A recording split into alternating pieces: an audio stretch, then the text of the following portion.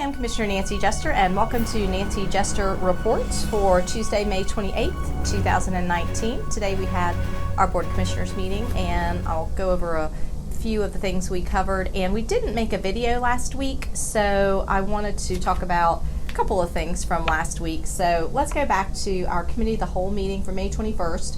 We had an interesting presentation about the transit master plan we're working on. That's not been finalized yet, but we had folks from MARTA there, we had GDOT, we had our consultants that are putting together the plan. So we had a pretty robust discussion. If you are interested in looking at where we are and what we're doing, you can check out the website, and the website is DeKalbTransitMasterPlan.com. So hopefully we'll have it right here on the screen, DeKalbTransitMasterPlan.com.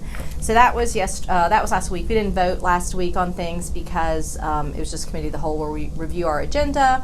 And we had our Finance Committee meeting as well as our Public Works Committee last week.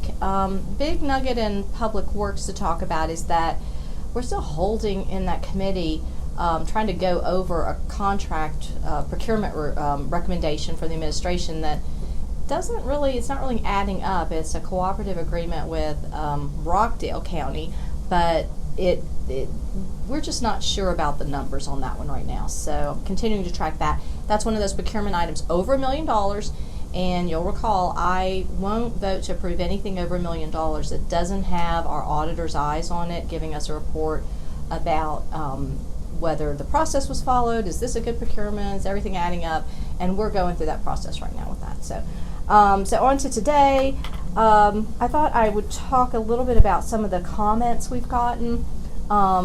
Staff here, Mike, I, and Jeff behind the scenes, we've talked a little bit about the comments we got from regarding the jail, and we've all seen. That was big. Yeah, we had more than one commenter. I think maybe we had 2 or 3 commenters who are concerned about the issues they're seeing in the jail. And of course, there have been things on the news. I'm sure you've seen that. So I've emailed the sheriff and asked him to look at the comments that were made to the Board of Commissioners and give me some information, some feedback on that. And I'm also going to try and schedule a time for myself and staff here to go over to the jail next week, hopefully, and take a look at things.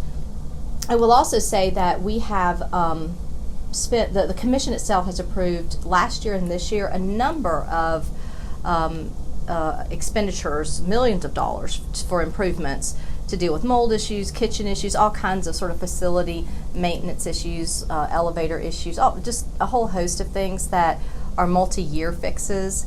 They're very expensive, but we have over the last 2 years worked with the sheriff to enhance that budget so that we can take care of some of the defects that we have seen. So we're working on that, but I'm going to get some more information for you on that. So we'll do that. That'll be fun next week. We'll make that trip. Yeah. We did pass our blight resolution, and that was big. That is big. I mean, that's something the county has improved on a good bit since when I came here. Remember, it was hard to get everybody to talk about blight. Nobody wanted to acknowledge. Bad news was not taken well. No, it was not taken well. And so the commission has really done a turnaround on that.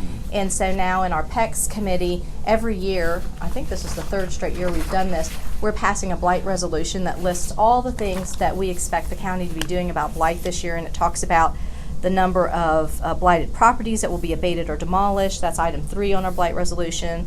And we have 150 that we're anticipating. We talk about things we want to do with code enforcement, education, and how we're identifying, our blight inventory. So let's put this up on our website or in our newsletter too, because I think it's just so important that you see we're doing this, and it gives us something to track and hold us accountable for how we're dealing with the blight issues. So. And counting and getting inventory is the first step. Yeah. So this is a very good thing. So. Mike, you want to talk to us a little bit about census and other things that you're working on? You'd love to. All right. So, census. We're actually looking for people to join the Complete Count Committee. This is, just an effort for the county and the cities to make sure that all the citizens are being counted correctly. As they say in the brochure, once count. and make sure everybody's counted correctly.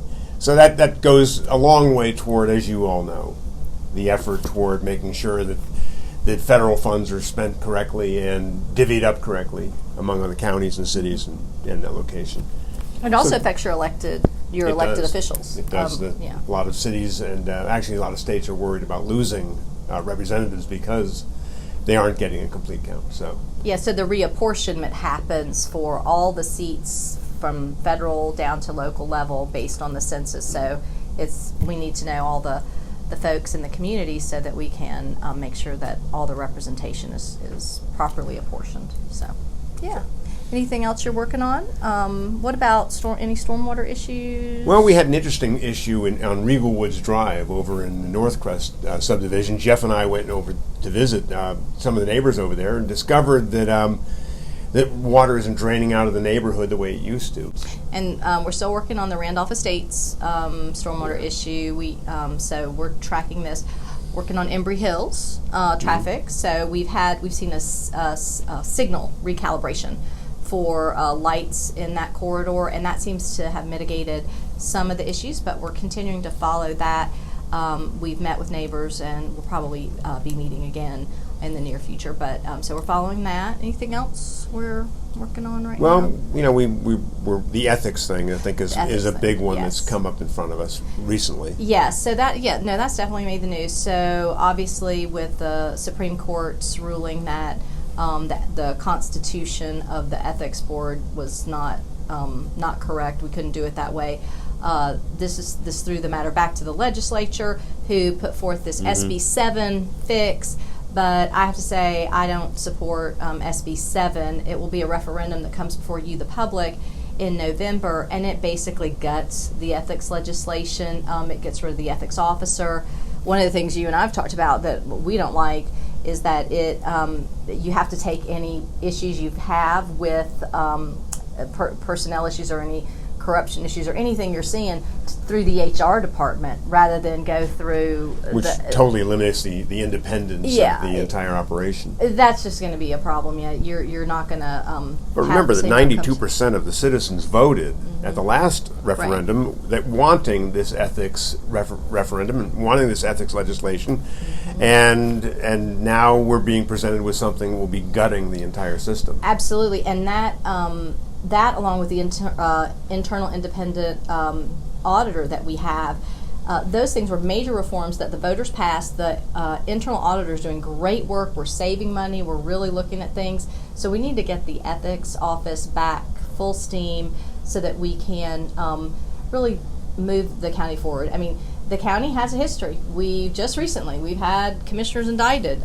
We have had, we've been plagued with scandals. So DeKalb County needs strong ethics oversight, and I think the what we had before was a very strong paradigm for that. The ethics officer with that independent ethics board, and so what I think some of my commissioners and I are going to start talking about is, do we wait and see what happens with the referendum of SB 7 in November, which again I don't support that right now, and so what happens with that, and can we, the commission, look to put together an ethics board that mimics what we previously had, because I think that's healthy. Because what I don't want us to get into is an ethics board like we had prior to the previous referendum, where it was just very politicized and everybody just appointed a person. I'd like that independent appointment to sort of be still part of the process, because right now I think our board is working very effectively and well together. But you don't want to make an ethics code for that board. You want to make an ethics code for a situation where maybe everybody's not. Right. You want, for your worst case scenario. That's what you're trying to make a rule about. So I would like to see something that can handle that situation robustly, not just when everything's functioning properly. Because what happens when it doesn't, right? So we'll be working on that. I need to have conversations with my fellow commissioners. It takes 4 votes to do it. All right, well, thank you for joining us for another edition of Nancy Jester Reports, and we'll see you next week.